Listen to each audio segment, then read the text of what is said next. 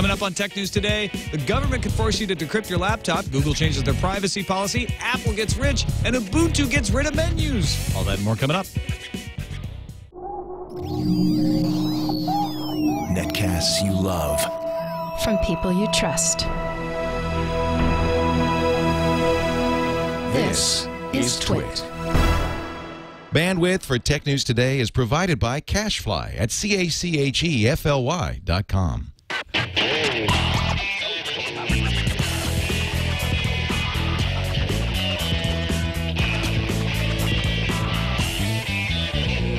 This is Tech News Today for Tuesday, January 24th, 2012. Tech News Today is brought to you by Ford, featuring voice-activated sync Applink. Now you can control select smartphone apps with your voice, so you keep your hands on the wheel and your eyes on the road. Check it out in the 2012 Ford Fiesta and at Ford.com/technology. Welcome to Tech News Today. I'm Tom Merritt. I'm Sarah Lane. I'm Iyaz Akhtar. And I'm Jason Howell. And this is the show we kick around the Tech News of the day, try to make some sense of it all. We were going to have Peter Ha from The Daily on the show, but the flu felled him or something. He had to bow out at the last minute. So we've got him rescheduled. We do. He'll be back on the show. Weeks. So hope he feels better soon. Let's start off the show with decryption. Yeah. I'm going to speak a phrase encrypted, and then Iyaz and Sarah. No, that's not actually what this is going to be. Judge Robert Blackburn ordered a Peyton, Colorado woman to decrypt the hard drive of a Toshiba laptop computer no later than February 21st. The computer was found in her home during an FBI raid, found in her bedroom, actually, during the raid. It's actually unknown if she can decrypt it, but before we ever got to the fact of whether she remembers the password or can decrypt it or anything like that, she declined to even try on the basis that it would violate the Fifth Amendment, which is you can't testify against yourself. So they went to court on that issue. And Judge Blackburn wrote, I find and conclude that the Fifth Amendment is not implicated by requiring production of the unencrypted contents of the Toshiba Satellite M305 laptop computer. I like that he put the model number in there. I know, just to make sure we're all talking about the same laptop. And the feds here very cleverly did not ask her to give them the password. They asked her merely to enter the password and decrypt the contents. Unlock this thing. Yeah. Don't even tell us what it is. We don't want to know. We don't care. So that brings up the legal issue here. Frakosu is the name of the woman accused from Colorado. Her attorney, Phil Dubois, is arguing that this is something she knows. And therefore, the courts have ruled, Iyaz right, previously, that the courts have ruled that you can't be implicated for something that's in your mind. Well, yeah, I mean, the idea is you're not forced to testify against yourself, so you should be able to keep things secret to a degree. Yeah. But, like, this is the analogy they're using here is what a lock and key kind of situation. That's the other side. That's what the judge found, right? Yeah, so the idea is, look, if you're being investigated and you have, like, a trunk in your house, and there's evidence in there, you have a lock, and you just decide to not give them the key, they're going to get in there. Yeah. It's okay. It's going to be possible. The question is... Well, the courts have found that if you have the key, you have to give it to them. Yeah. That's not testifying against yourself to hand them the key. And so there's a debate to be had here about whether a passcode is something that's in your mind, because it is, right? I remember the password. Maybe it's written down, but, you know, theoretically, something in your mind. Or whether it's like a key to a trunk. Well, it's not really either of those things. I mean, it's not a physical key where if I have the key and you know that I have it, I have to hand it over. Or you could break open the trunk if you really had to. You can't, and I guess they could break open. They could try to brute force the encryption, but the encryption's probably too. They could, but that's not realistic. So it's not the same as physical evidence, but it's also not the same as remembering everything in your mind, because if you've got something on a computer of some kind, you have recorded it somewhere. So I don't really think that it's the same. What's the password that they're arguing is what's in your mind, not the contents of the drive. What? Yeah, but the password was put onto the computer at some point. I'm not just thinking of, you know, a potential password in a hypothetical situation right now that I don't have to tell you. It's something that was actually used that's now part of the computer. And it's not a tangible key. It's not something that you have and therefore it exists and you have to hand it over. It's in your mind and it's a password, so it's kind of the same thing. But what if you just don't remember it? Like, what if you absolutely don't remember no, it? that's a really good point, Jason. They haven't got to that point. The attorney has said it may be possible that she can't decrypt the laptop. And if she can't, she won't be legally culpable. But before they even got there, they objected on the grounds of she shouldn't even be asked to. Because that's violating the Fifth Amendment. Now, I know you're not a Fifth Amendment scholar. Hardly. Necessarily. Not even close. But this idea that if I went up to your trunk that you brought up and said, open that trunk, and you had the key, would you be do you think, is it possible you'd be legally required to open the trunk? Possibly, but the other thing is, if they have a warrant, they can probably just break it open anyway. So they can ask you. Let's forget that. Like, you know, well, let's say it just seems impractical that wouldn't be the case. Like, you would. But there have been cases where it's like, hey, if they have the key, they can use the key to open the trunk. So if they say open this trunk, and I say no, but I've got the key in my hand, right? There's no question that I have the key. They can make me open it, right? I'm legally required to open it. I'm not sure offhand. Yeah, That's the thing. I'm not so sure I don't want to say an opinion either way on this one because I don't know these cases. Put it that this way: well. if that were true, if that's the precedent, let's right? go If with the that. precedent is that, hey, if I've got the key, that's not self-incrimination. That's evidence. That's been determined. Then I think this stands. I think Blackburn's got it right, which is you're being asked to open the laptop. They're not asking you to give the password. They're not asking you to testify against yourself. They're saying open that trunk, open that laptop. And the thing is that even though this is a gray area and you can kind of see it from both sides, and her case is, I think it's like the mortgage fraud or something is what she's been accused of. But there are all sorts of things that people do that are illegal and wrong in the eyes of the law that could be encrypted and saved on laptops everywhere. If this case turns out to be, hey, you can't make somebody give up a password for encrypted information, think of all the cases that would arise where people say, I don't have to give you my password, and you can get away with all sorts of things. Well, Judge Blackburn pointed that out, too. It's like telling people, like, hey, if you encrypt stuff, you're safe. Right. From the law is not acceptable. Phil Dubois, the lawyer for Ms. Fricosu, is going to appeal to the 10th Circuit Court. So this is likely not over unless the Circuit Court denies. They could look at this decision and go, no, clear cut. Blackburn's right. We're going to deny appeal. My guess is it'll probably. It's gonna be hard to say that's clear cut. Yeah, it really I think is. so, especially with this. The problem with the laws in general is that you have this issue of how do you apply all of these physical standards to this digital stuff, and this is the fun part of constitutional law. If anyone's ever interested in that, these are the rules, and they're really, really they can be interpreted so many different ways. And this is the kind of thing that probably will go up to the Supreme Court because it's not cut and dry, and they're the final word in that.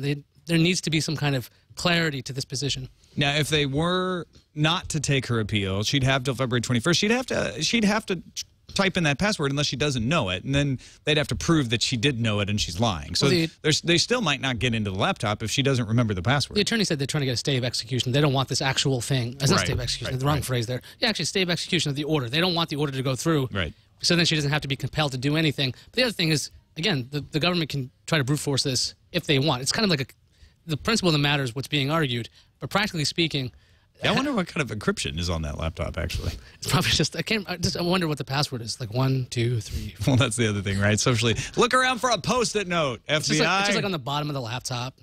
All right, let's move on. Google, just before Showtime, announcing new terms of service and a new privacy policy that will go into effect March 1st. They are consolidating more than 70 different privacy policies and terms of service into one single overall document. Up till now, separate privacy policies had existed for pretty much everything that they had. There will still be a few products that will have separate privacy policies. Google Books, for instance, will continue to be separate. Google Chrome, the browser, will continue to be separate. What they're trying to do is when you're logged in as a Google user, they want you to be under one term of service, one privacy policy for all the things you do while you're logged in. Okay, well, my first thought is, let's say I'm logged into Google. I now have access to my Gmail account, Google+, YouTube, a variety of other things, Picasa. So if I were to upload something to YouTube that had copyrighted content and it got pulled down, what if I were to share a video via email? You know, how do they figure that out if you are under Google's rules for all of their properties? Well, the same rules, I mean. Yeah, I mean, when their properties work so differently. That's a good question.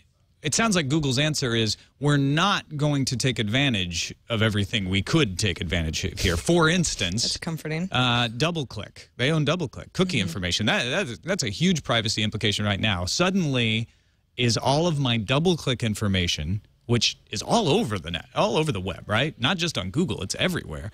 Is all of that information now usable by Google when I'm logged into YouTube, when I'm logged into Gmail? Google says no.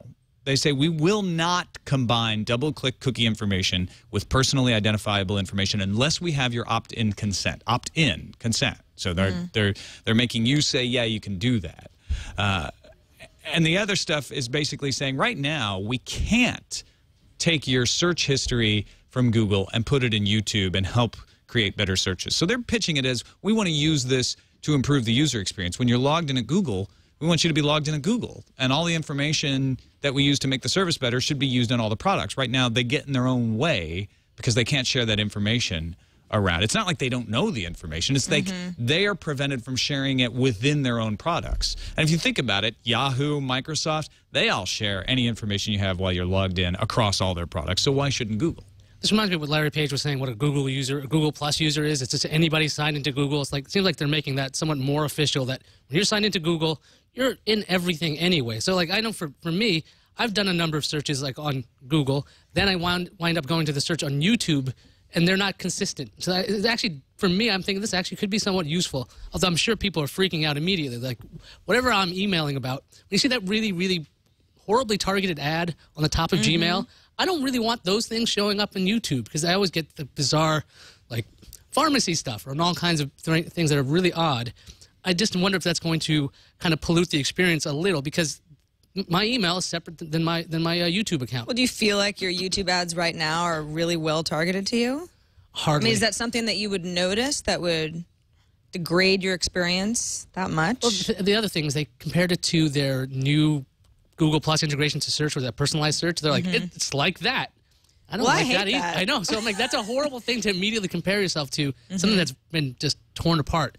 I don't even think about the YouTube ads. I just usually X them out, so I don't even see them. Yeah, I guess there's just a little bit, it feels so insular, Google saying, you're logged in and all of our data will be shared, all of your data will be shared across our many platforms, but it'll be good for you because you'll be able to find things more easily and things will be targeted to you more relevantly. That all sounds fine and good, but I don't know. I just there's a lot of starts questions. To feel walled garden-y. A lot of questions need to be combed over and answered by Google. They do have a blog post up where they try to address a lot of this stuff, and they're not changing the privacy policy itself, right? You know, the idea, they're not going and saying, okay, now when you sign up for Gmail, we're going to collect all this additional information. It's the same information they've always collected about you, and they're still going to have a dashboard that says what information they collect and gives you a chance to opt out of things, gives you a chance to opt into things. They're trying to maintain transparency. I think what people are freaking out over is very interesting. It's the idea that Google will share information it knows about you with itself. Well, they also in the FAQ say, if you're afraid and you don't want to be bound by these terms on March 1st, they go into effect on March 1st. We have our data liberation policy. It's basically saying, again, if you don't like what we're doing, you can get out anytime. Yeah, and you can take your data with you. Yeah, so it's not necessarily locked in. And I know that always sounds strange to say, oh, yeah, you can just leave Gmail. You can just leave YouTube. You can just switch off. You can. I mean, there's other options out there. And I'm sure there's plenty of competitors that would love to take up their position for Gmail or YouTube or anything like that. So, I mean, for instance, that double-click policy that I mentioned that's specifically stated, that's Google actually making its policy more restrictive than it was in the past in order to prevent itself from doing something that would get controversy from people. The fact that it can do all these things doesn't mean it will do all these things. Really what remains is transparency. If I know what Google is doing with my information, then I'm fine with this. Right? I do want my contact list to feed Google Plus so that I can see, you know, easier who is available on Google Plus for me to share with. I do like the idea that my previous searches on Google would show up in YouTube to make pre-populating search terms. Those are all positive things. As long as I know they're being done, I know what's being done with my information, and I approve of it, and I can opt out of it. Doesn't sound like any of that's changing. It makes me nervous, though. Maybe they're just maybe trimming that's the just- fat in their legal department. Just too many lawyers at Google headquarters right now. Yeah. We need one policy. The rest of you can go. Thank you. I think this will be an item for them to chew over on This Week in Google. Absolutely. Quite a bit. I'll be interested to see what Gina and Jeff have to say about this tomorrow. But in the meantime, I'm not going to condemn this. We've got until March 1st. We got over a month to evaluate it. Just the idea that Google wants to share the information it already knows about me with each other, I'm not going to object to right out the gate. I'm kind of surprised they weren't already. If they change how they share that information, right, or who they share that information with, that, or they hide it, that could be a problem. Another problem is Facebook. Facebook finally says it's pushing the timeline out to all users. Up to now, you had to go in and you had to ask for it, right? That's the way it should be. But Facebook says we want the timeline to exist on every account. So over the next few weeks, starting today, we will be rolling out the timeline to everyone. You'll still get 7 days to adapt. Once the timeline is pushed to you, you'll get a notice that says you have 7 days before it goes public. After the 7 days, it will go public. They'll give you a chance to go in and look at what's on the timeline. Make sure you want all that stuff to be visible, and you have that drop-down menu so you can say, what does it look like to me? What does it look like to my friends? What does it look like to friends of friends? What does it look like to the public? So you can tell what's being shared. They also introduced a new tool today called Activity Log, where you can review all your posts and activity that you've ever done on Facebook, which is kind of cool just on its own. And there you go. You're going to be into the timeline if you're using Facebook by the end of 4 weeks. So I've been using the timeline by choice back when I had to Same here. turn it on via a developer account, which is, I like the Facebook timeline, but I know that a lot of people, I mean, I check people's profiles regularly, and many of my friends do not have Facebook timeline installed and probably don't really understand why my profile looks different than theirs. So there's a little bit of that learning curve that just sucks when Facebook changes things, especially when it's visually, because it confuses people. If you have 7 days to play around with your timeline and make it look exactly how you want it before anybody else but you sees it, that is good if you're the kind of person who's on Facebook at least once a week. What if you're not on Facebook at least once a week? And you'll just be surprised. Well, okay, but what if you have potentially sensitive information that Facebook timeline doesn't add anything that you didn't actually do, but it does change the way people see things visually, and it makes it very, very easy to go back into your archives. Not only you, but anybody else.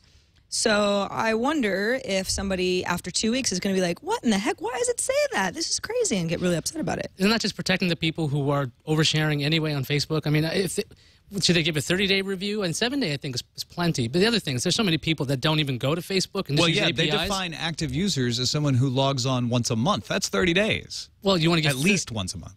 This timeline thing's been floating around for how many months? Since I know December was the official announcement, but before that, it was... Yeah. At least their blog post is in December. So, I mean, if you aren't aware of what's going on Facebook, there's always going to be a backlash no matter what they do. So I'm thinking 7 days, they just want to get it out there. They're going to have all kinds of PR stuff right after this because people will complain. They will say, my photo from 1999 shouldn't have been up there. It shouldn't be the featured image. I mean, it's not like they're choosing your cover image. That would be kind of strange, you know, the top banner. Yeah, no, they're not doing any of that. I guess I just feel like, yeah, if you're counted as an active user and you only log in once a month and you logged in yesterday and now you get a timeline and another month goes by and you're like, what in the heck? Well, is that just because the timeline is replacing the profile, so then they have to move to it, versus what Facebook's supposed to do with everything else? It's supposed to be opt-in. That was their big change, right? Every new feature is supposed to be an opt-in, unless they redefine an old one, like they did with the profile. Well, every change of the way information is shared, but that's what's interesting about timeline. It's actually not changing what information is being shared. It's taking your current settings and presenting it in a new way. So I think they're still in compliance with the FTC because they're just changing essentially the user interface. It's all there already. Because they're not saying this stuff that was once public is now private or vice versa. They're saying, oh, all the stuff that is public is now going to be arranged this way, chronological, instead of making people dig down into it. So if you happen to be somebody who has a lot of privacy concerns and you've been very active on Facebook from day one, you have actually more work to do. than someone who's just a casual timeline user. Now, you could go, like we mentioned, developer it and force it a long time ago. More recently, you can just go to facebook.com/about/timeline and click Get Timeline. That'll turn it on for you right now if you're in a hurry to get it. Do you think that that's going to prevent the backlash that Facebook usually gets when they roll it out to everyone all at the same time? The fact that it's been trickling out, that people have seen Sarah's profile, all of that, will that prevent the normal rejection of the foreign organ that Facebook always has? I actually forget, because I've been using Timeline so often, is the news feed, the real-time news feed, part of Timeline that people with old profiles still don't have? No, Their the upper That's right-hand. not part of it. No, the ticker's already there for everybody. Ticker's already there. Okay, so that was going to be my, if they're getting the ticker for the first time, No, they they're already gonna freaked out about the flip ticker. out. Yeah, that flip out I already had happened. forgotten all already about that blocked flip the out, ticker but there's at so this many. point. You know, they're really, Facebook is really good. Once every 2 months, they just piss everybody off. But no, I actually think the timeline is actually quite nice. It makes Facebook profile pages look better. I know not everybody's going to agree with me, but I don't see this being, besides someone saying, why was this activity when I went to this store in 2007 all of a sudden on my timeline front and center when I hadn't even thought about it? A little bit of questions about why things are displayed, but the actual display itself, I would like to think that people would be responding positively. I mean, the graduated rollout idea seems like it would annoy less people, but I mean, there's going to be people who weren't paying attention, didn't know what was going on. They log in after 45 days and go, what is this? Oh, Facebook is different again. And those are the people who will be vocal and very, very upset. It's always when you change something that someone didn't ask for that somebody gets pissed. And that's going to happen with Timeline, even though they've given all of these warnings. Somebody's going to log in and suddenly go, what? All right, let's take a quick break. Thank our sponsor, Ford. Ford featuring available voice-activated sync Applink. That's the thing that allows you to drive around and say, play Pandora, channel Jonathan Colton, and you get all of your Jonathan Colton music playing. There's an OpenBeak app that's hooked up with Sync Applink that can read your Twitter feed to you.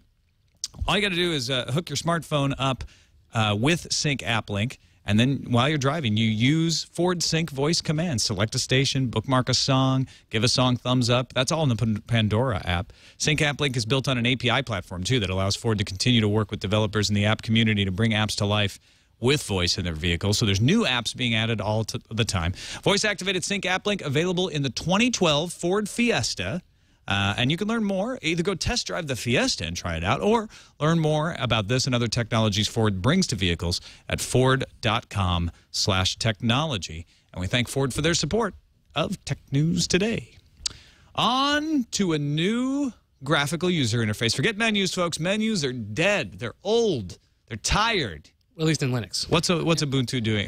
Canonical is doing this, right? So Mark Shuttleworth put up a blog post explaining what the next Ubuntu 12.04 was going to look like. So they are getting rid of drop-down menus. So instead of hitting File, Edit menu, all that stuff's going to go away. You can start typing, and you'll be using something called the heads-up display. They shortened that to the HUD. I mean, that's obvious.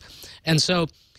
it's like Sherlock. Kind of. So if you've used a launcher before on a Mac or a Windows machine, you already know how this works. Or even if you use the Start menu, you just hit Start and you start typing. This is how this works.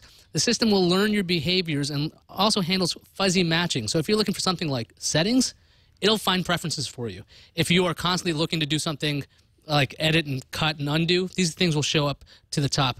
This change is only going to apply to Unity apps, and it's actually system-wide. So the thing is, if you aren't focused on an application, let's say you're in Chrome or something, and you want to tell your IM client that you're away, you can do that through this heads-up display.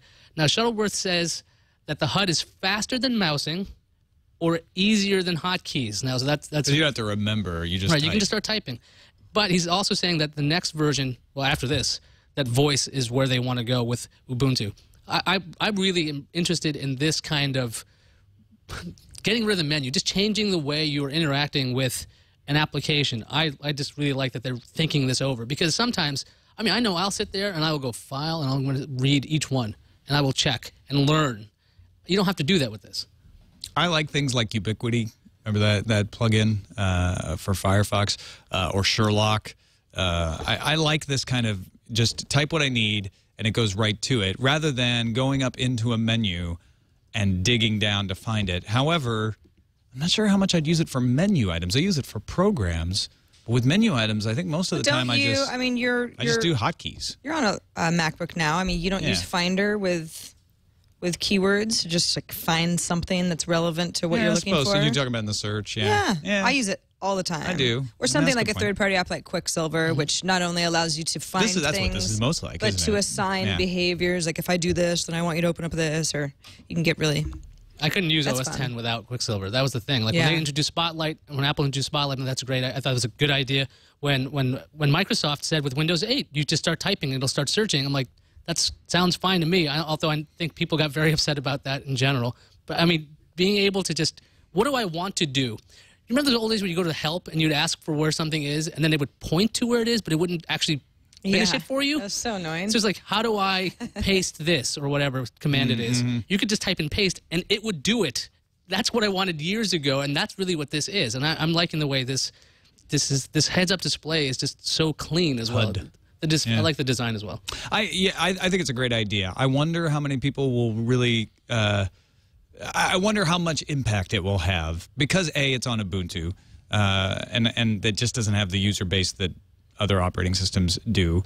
And I think a lot of people will look at it and go, yeah, it's like Quicksilver or it's like Sherlock or something like that. But I'm all for people shaking up the graphical user interface and getting us out of decades-old metaphors that sort of hold us back. I'm fascinated by that, too. All right, a couple more stories. Verizon earnings report. We got a couple earnings reports to talk about. Apple's as well. Verizon posted Q4 earnings of 52 cents a share and revenue of $28.4 billion. That's in line with expectations, so everything's good there. They did lose $2 billion. They did not misplaced. They actually revenue negative, $2.02 billion fourth quarter, mostly due to $3.4 billion they spent on severance, pension, and benefits. So that's what's called a one-time cost. And they had warned. Yeah.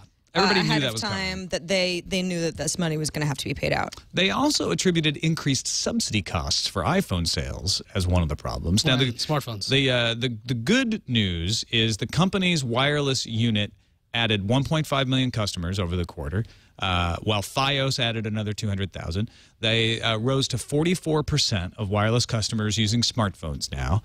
But maybe that's not such a good thing. Verizon Chief Financial Officer Fred Shamo told analysts that sales of iPhone and other high-end LTE smartphones put pressure on the profit margin. Not only, even when you take out that one-time cost for pensions, profit margin was kind of thin due to subsidies, due to the fact that they have to pay these upfront costs. But he made the old line that eventually the cost of the subsidies will pay off because the customers will subscribe to more expensive data plans because they're on smartphones.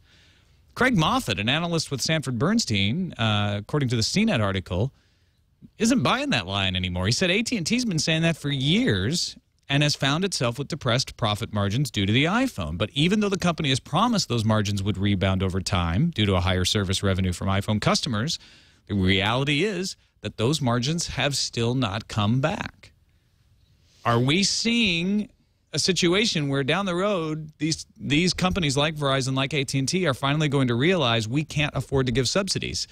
Because a lot of the customer hostile policies that they have in place have to do with them trying to recover that subsidy that they gave out.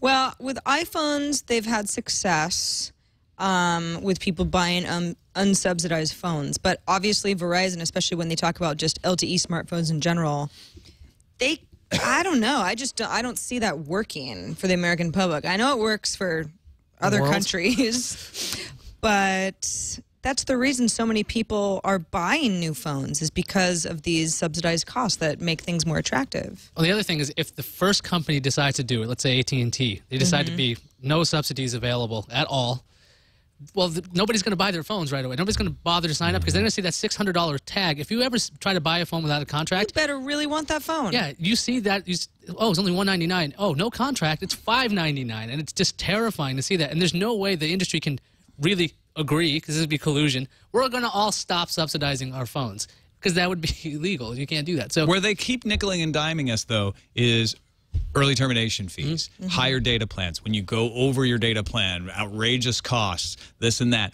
What if, upon rational analysis, they realize, oh, we make more money on equipment sales anyway.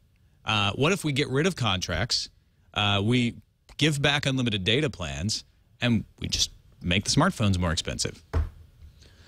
it's just that's going to be a PR nightmare. That's the thing. Like if Verizon's phones are $600, or if AT&T's are, and the thing we're is, only going to have 2 companies left pretty soon anyway, so they just need to collude. yeah, just for like a second, just like little, not a gentleman's agreement, just kind of a head nod and just an eye stare. But the thing is, it works everywhere else, right? Theoretically, this works everywhere else.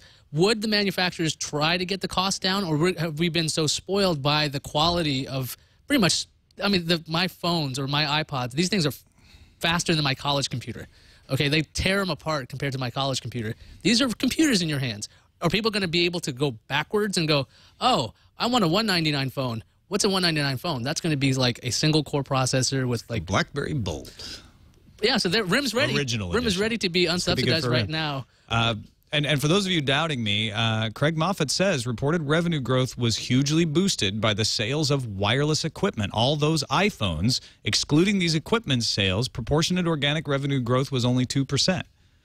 So even though they're subsidizing the sale of those phones, they're making money off those phones. Well, also, Apple's been testing the market with this, right? They were selling directly, and so was Google with the Nexus phones. They still do that. You can buy them directly without contract. It's still an option to do it. I prefer to buy unlocked phones already. Right, so you can do that. So I guess this has been a big testing of the waters. Will this be something that the United States would be cool with? It just seems like it would be.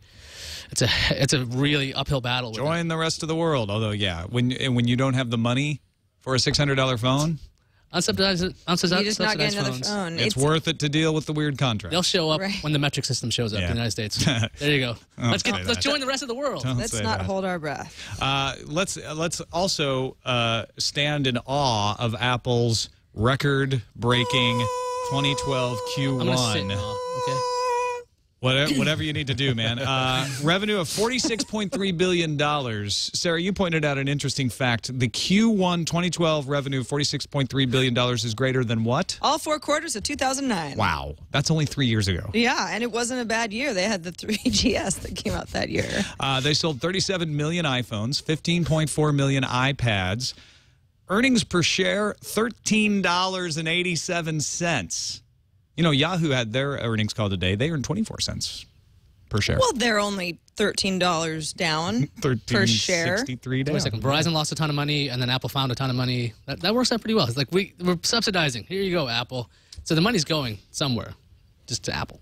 That was, by the way, they expected $10.08 per share, and they got $13.87 per share. There was one extra week in this quarter. All right, there was a 14th week. Well, no wonder. Yeah, I heard 99% of their revenue came from that. I take back all of my awe. This is just a leap year type of a loophole. Some people are saying this is the best quarter by a tech company that's ever. I'd have to do a little digging to make sure that that's true, but it certainly wouldn't surprise me if it were true. Also, separately, Gartner reporting today that Apple is now the #1 semiconductor buyer by 34.6%. From $12.8 billion to $17.3 billion spent on semiconductors. Well, they're selling so many iPads. Tim Cook had some interesting quotes in the earnings call. They asked him about whether it's a two-phone race now, Android and iPhone. Tim Cook said, "There's a horse in Redmond that always suits up and always runs and will keep running."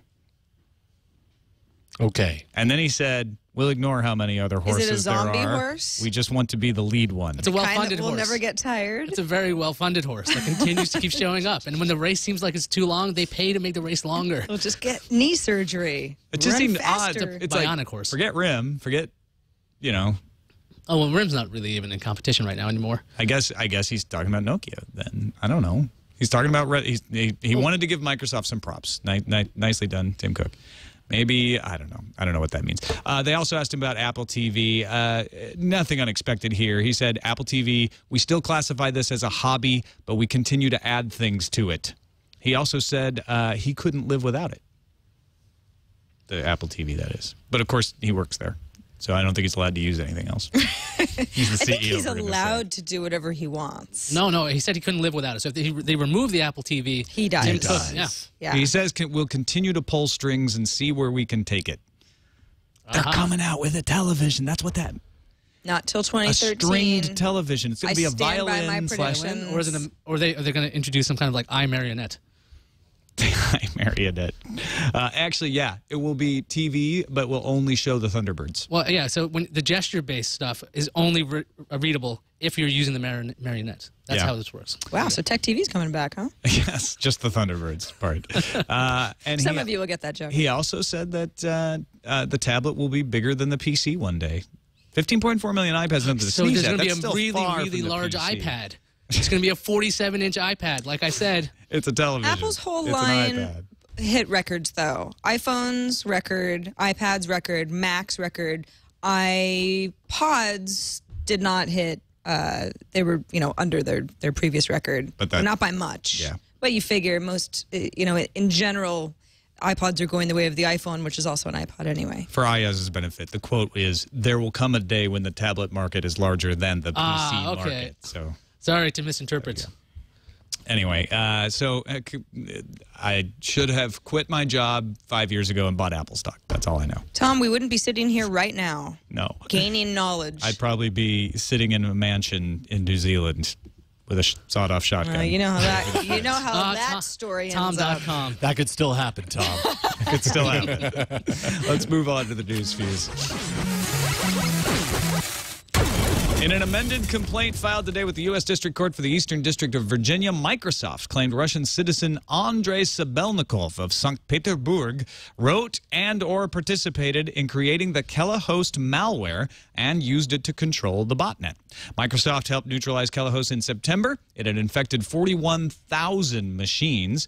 Mr. Sabelnikov's LinkedIn profile lists St. Petersburg-based antivirus firm Agnetum among Mr. Sabelnikov's former employers. So he's going the opposite direction of most people. He quit the legit security business and is going into the botnet business. But is still using LinkedIn.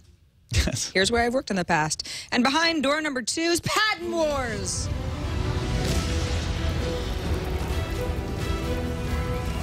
Apple just lost a copyright case against Samsung in the Netherlands, which means that Samsung tablets will not be banned in the country. The design of the Galaxy Tab 10.1 was deemed to be different enough from the Apple iPad that it does not infringe on Apple's copyright policy.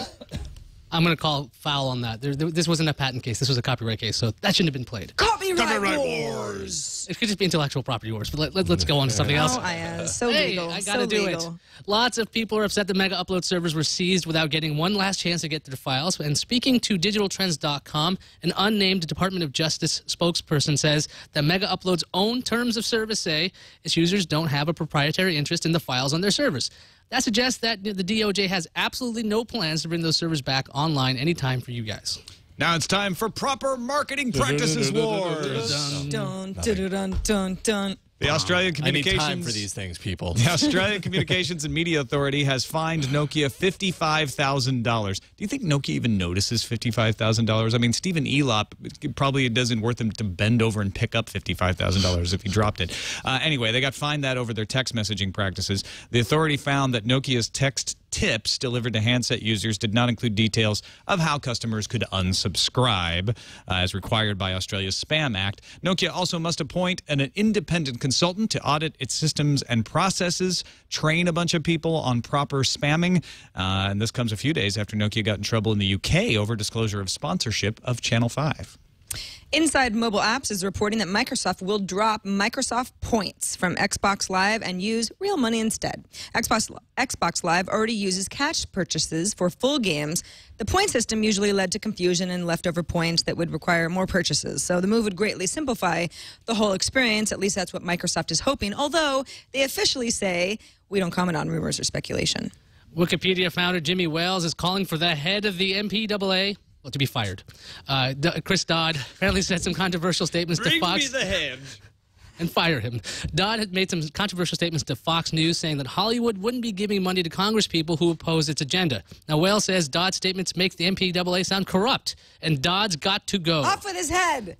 Got to go to the guillotine. Head on a stick. Video site Vimeo is making waves after announcing a redesign of its site. Up front, the new version has a much larger video player, a video browser that auto-hides so it doesn't take up screen real estate, and a new search. It's currently in a closed testing stage, but you can sign up to try it at vimeo.com/new. Boy Genius Report got its hands on RIM's roadmap for this year and the first quarter of 2013. Want to hear about it? Okay, in the first few months, we'll see 2 new BlackBerry curves, a revised playbook with HSPA plus NFC and 1.5 gigahertz processor scheduled for May or June. There will also be 3 BlackBerry 10 phones, the London in September, a Bold in December, and a QWERTY slider in Q1 of 2013. Oh, I can't wait for those phones. Microsoft has nixed the Nixed Mix, one of its developer events. The conference had been held 6 times, but it will be replaced by a new developer event this year, although no details like time, place, or name have been given. I wonder if this has anything to do with the fact that they're pulling out of keynotes at CES, and Mix is going away, which had gotten quite a bit of attention in the past to maybe put together something a little bit more massive on an annual basis. I don't know. For sure.